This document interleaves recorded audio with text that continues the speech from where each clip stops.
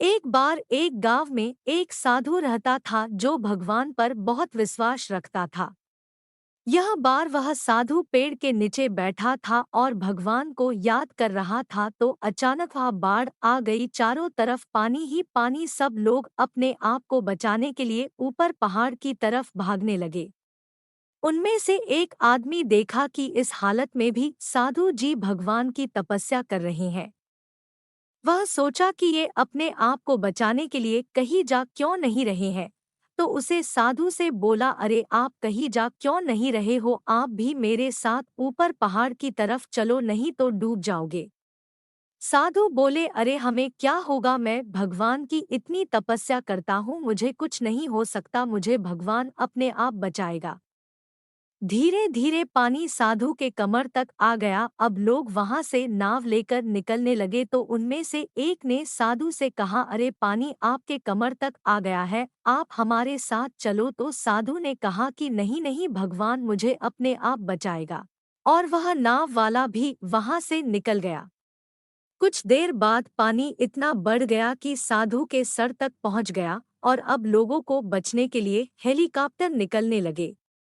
एक हेलीकॉप्टर साधु के पास आया जो कि आखिरी हेलीकॉप्टर था। साधु के पास नीचे रस्सी फेंकी और बोला, इसे पकड़ो और ऊपर आ जाओ, नहीं तो आप डूब जाओगे। यह आखिरी हेलीकॉप्टर है और आपके पास में दूसरा कोई रास्ता नहीं है बचने के लिए। साधु ने कहा, यह रस्सी वापस ऊपर खींच लो और आप चले जाओ, मुझे भगवान के ऊपर पूरा भरोसा है, वह मुझे बचा लेगा। पानी काफी ऊपर आ गया, पेड़ डूब गया और साधु की भी डूबने से मौत हो गई। मरने के बाद साधु भगवान के पास गया और बोला, है भगवान, मैंने पूरी जिंदगी आपकी तपस्या की, मेरा सारा जीवन आपकी आराधना करने में लगा दिया, फिर भी इतने भरोसे के साथ इंतजार किया कि तुम मुझे बचाने आओगे, लेकिन वहां मेरी डूबकर मौत हो गई और तुम नहीं आए, ऐसा क्यों?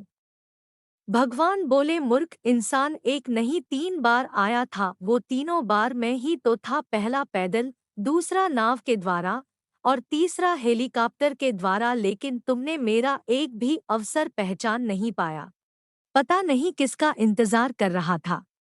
इस तरह से जिंदगी में हमें ऊपर वाला बहुत से मौके देता रहता है, लेकिन हम सब उस मौके को ठुकराकर पता नहीं किस चीज का इंतजार कर रहे होते हैं कि वो होगा तभी मैं करूंगा, और इस बात पर अड़े रहने से एक वक्त के बाद वो मौका हाथ से निकल जाता है और हम कुछ नहीं कर पाते हैं।